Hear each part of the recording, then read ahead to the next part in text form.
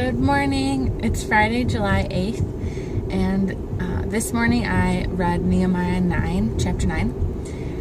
In that chapter, there's a long prayer to God from the Israelites, and they are in their prayer recounting their history of how God's always come through for them.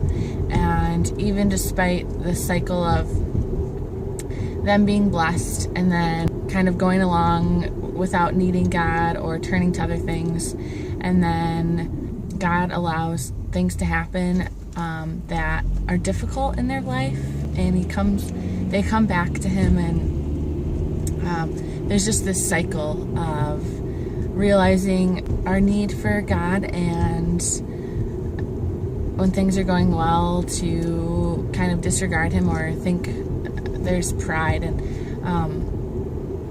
it says in there that God is patient and merciful, and I love the picture.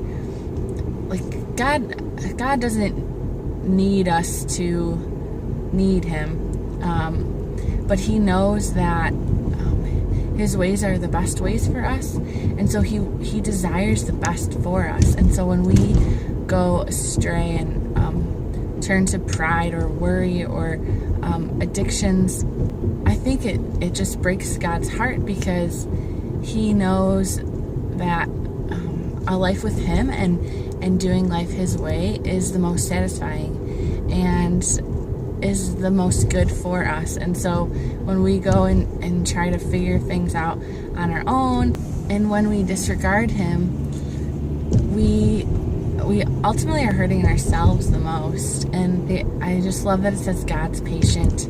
In Bible study on Wednesday night, we read the prodigal son, story of the prodigal son. And the son leaves his father and asks for his inheritance, which back in that day is basically saying that the dad's dead to him, and goes off and squanders everything. And then he says, well, I'm not in the same standing as my dad's son, but I could be his servant. So he goes back, and it says when his father saw him, he ran to him and kissed him and put a robe on him. And the father symbolizes God, and it's like we talked about how He's just waiting for us to turn, and then He's gonna run. And but he's patient. He's not forceful. He's not going to run if we don't look toward Him. He's very respectful of our boundaries, and that's truly what love is, allowing people to make their own choices. And so I was just touched by the prayer today, and then remembering the prodigal son, and just grateful for more insight into who God is and what His character is like. And I just hope that speaks to you too.